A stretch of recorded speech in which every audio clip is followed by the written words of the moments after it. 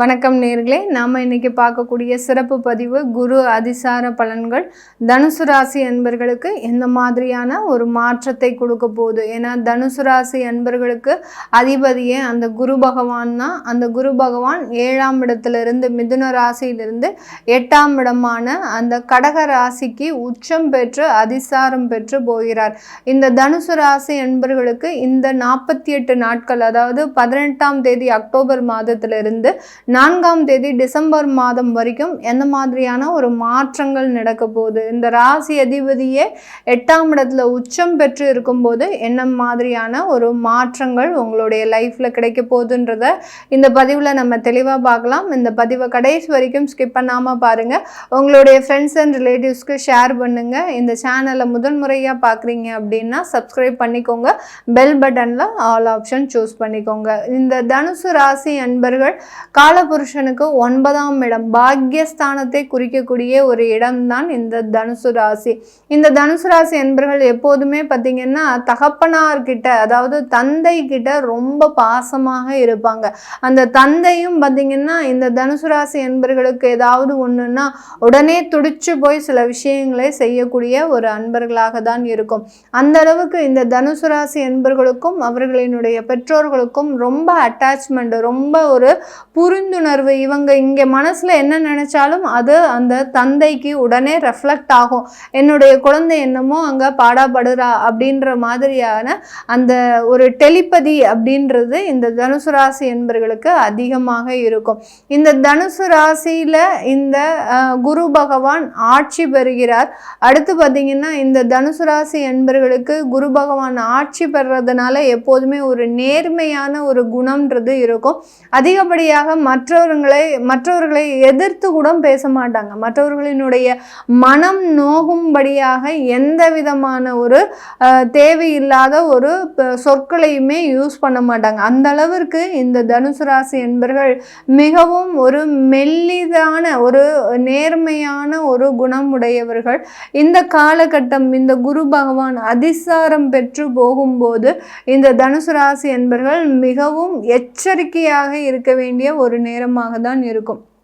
உங்களுடைய ராசி அதிபதி, அடுத்து 4ஆம் வீட்டுக்கு உரிய அதிபதியும் அந்த குரு பகவான். இந்த குரு பகவான் 8ஆம் இடத்திற்கு உச்சம் பெற்று போகும்போது இந்த 48 நாட்கள் மிகவும் ரொம்ப எச்சரிக்கையாக இருக்கணும். ஏதாவது ஒரு இடத்துல பணத்தை கொண்டு போய் லாக் பண்ணக்கூடிய ஒரு நேரம்லாம் இருக்கும். ஏன்னா உங்களுக்கு எல்லாமே 7.5 சனி முடிஞ்சாச்சு, எந்த விதமான ஒரு தடைகளும் இல்லை அப்படின்னு இருக்கக்கூடிய இந்த பட்சத்தில் நீங்கள் இந்த காலகட்டத்தை வேறு விதமாக நீங்கள் யூஸ் பண்ணக்கூடிய ஒரு சிச்சுவேஷன் வரும். நிறைய பேருக்கு பார்த்தீங்கன்னா இந்த காலகட்டம் இன்கம் டேக்ஸ் ப்ராப்ளம் அதிகமாக வரும். யாரெல்லாம் நீங்கள் வரி செலுத்தாமல் இருக்கிறீங்களோ அவர்களுக்கு எல்லாருக்குமே இந்த தனுசு ராசி என்பர்களுக்கு இன்கம் டேக்ஸ் ப்ராப்ளம் நிறைய வருவதற்குண்டான ஒரு நேரமாக இருக்கும். அதிகப்படியான பினாமி தொந்தரவுகள் அதிகரிக்கக்கூடிய ஒரு நேரமாக இருக்கும். மறைமுக வருமானங்கள் அதிகப்படியாக இருக்கக்கூடிய ஒரு நேரமாக இருக்கும். இல்லீகலாக வரக்கூடிய ஃபினான்ஷியல் டிரான்சாக்ஷன், இல்லீகலாக வரக்கூடிய சில உறவுகளினுடைய ரிலேஷன்ஷிப், இதெல்லாத்தையுமே நீங்கள் தவிர்க்கக்கூடிய ஒரு காலகட்டம். இதெல்லாமே உங்கள் வாழ்க்கைக்கு அத்தியாவசியமாக உள்ள நுழைஞ்சிக்கிட்டே இருக்கும். நீங்கள் என்னதான் அவாய்ட் பண்ணாலும் இந்த தனுசு ராசி என்பவர்களுக்கு இந்த காலகட்டத்தில் இந்த மாதிரியான இல்லீகலான சில விஷயங்கள் உங்களுடைய வாழ்க்கையில் என்ட்ரி கொடுக்கக்கூடிய ஒரு டைமாக இருக்கும். அதனால் ரொம்ப கவனத்தோடு இருங்க, ரொம்ப எச்சரிக்கையோடு இருங்க. யாரையும் நம்பி உங்களுடைய பர்சனல் லைஃப்பை சொல்லவே சொல்லாதீங்க. சொன்னீங்கன்னா இந்த இடத்துல அதிகப்படியாக ஏமாற்றப்படுபவர்களும் இந்த தனுசு ராசி என்பர்கள் தான். இந்த குரு அதிசார பலன்கள்லேயே மிக முக்கியமாக கவனமாக இருக்க வேண்டிய ஒரு ராசி இந்த தனுசு ராசி தான். இந்த தனுசு ராசியில் இருக்கக்கூடியவர்களுக்கு இந்த காலகட்டம் வேலை நிமித்தமாக வெளியூர் வெளிநாடு செல்லக்கூடிய ஒரு நேரமாக இருக்கும். அந்த மாதிரியாக ஒரு அமைப்பு வந்தது அப்படின்னா கண்ணை மூடிட்டு நீங்கள் வெளியூருக்கு போகிறது நல்லது. இல்லை நான் போக மாட்டேன், என்னுடைய குடும்பம் இருக்குது, என்னுடைய மனைவி, என்னுடைய குழந்தைகள் இப்படிலாம் இருக்கிறாங்க, அவங்கள தனியாக விட்டுட்டு போக மாட்டேன் அப்படின்னீங்கன்னா அவங்களாலேயே சில ஏமாற்றங்களை நீங்கள் சந்திக்கக்கூடிய ஒரு நேரமாக இருக்கும். அதனால இந்த தனுசு ராசி என்பர்கள் வெளியூர் வெளிநாடு பிரயாணம் அதிகமாக வச்சுக்கோங்க. அப்படி இல்லாத பட்சத்தில் இங்கேயே நீங்கள் அதிகப்படியாக ட்ராவல் பண்ணிக்கிட்டே இருக்கணும். உங்களுக்கு ஒர்க் ஃப்ரம் ஹோமே இருக்குது அப்படின்னா நீங்கள் மெனக்கெட்டு இந்த காலகட்டத்தில் நீங்கள் ஒர்க் ஃப்ரம் ஆஃபீஸ் வச்சுக்கோங்க. ஹோம் வச்சுக்கிட்டீங்க அப்படின்னா உங்களை அலுவலகத்தில் இருக்கிறவங்களே அதிகப்படியாக ஏமாற்றக்கூடிய ஒரு நேரமாக தான் இருக்கும். அதனால இந்த தனுசு ராசி என்பர்கள் அதிகப்படியான ஒரு பயணங்களை மேற்கொண்டுக்கோங்க. அடுத்து பார்த்தீங்கன்னா நிறைய செலவுகள் செய்துக்கிட்டே இருங்க. அட்லீஸ்ட் ஒரு கடனாவது வாங்கி வச்சுக்கோங்க.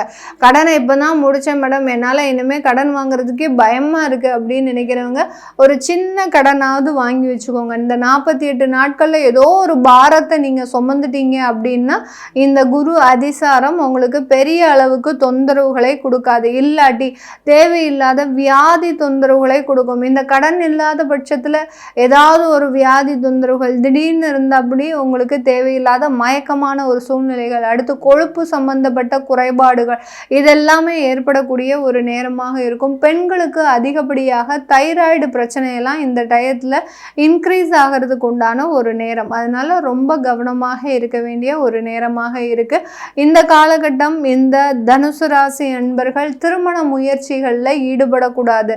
நீங்கள் இந்த 48 நாட்களில் திருமண முயற்சிகளிலையும் ஈடுபடாதீங்க, திருமண வைபவத்தையும் வைக்காதீங்க. வச்சிங்கன்னா தேவையில்லாத சண்டைகள், தொந்தரவுகள், அடுத்து நீங்கள் எதிர்பார்த்த வரன்களே உங்களுக்கு ரிஜெக்ட் ஆகக்கூடிய ஒரு நேரம், காதல்லாம் தோல்விகள் இந்த மாதிரியாகலாம் ஏற்படக்கூடிய ஒரு நேரமாக இருக்கும். அதனால உறவுகள்லையும் சரி திருமண முயற்சிகள்லையும் சரி பெரிய அளவுக்கு எதிர்பார்ப்புன்றது இந்த தனுசு ராசி அன்பர்கள் வைக்கக்கூடாது.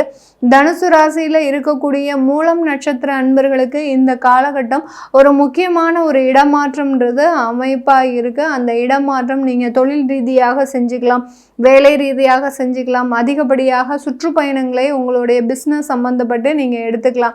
இதெல்லாம் செஞ்சிட்டிங்கன்னா இந்த குரு அதிசார பலன் உங்களுக்கு தேவையில்லாத தொந்தரவுகளை கொடுக்காது. அடுத்து பூராடம் நட்சத்திர அன்பர்களுக்கு இந்த காலகட்டம் பண இழப்புகள் அதிகமாக இருக்கும். யார்கிட்டையாவது நீங்கள் கைமாத்தா கடன் கொடுப்பீங்க, அந்த கடன் கிட்டத்தட்ட ஒரு 6 மாத காலத்துக்கு திரும்ப வரவே வராது. அதனால யார்கிட்டையும் இந்த கொடுக்கல் வாங்கல் செயல்களில் ஈடுபடாதீங்க இந்த பூராடம் நட்சத்திர அன்பர்கள். அடுத்து உத்திராடம் நட்சத்திர அன்பர்களுக்கு உங்களுக்கு உத்தியோகத்தில் சில தேவையில்லாத தவறுகள் ஏற்படுறதுக்கு உண்டான ஒரு நேரமாக இருக்கும்.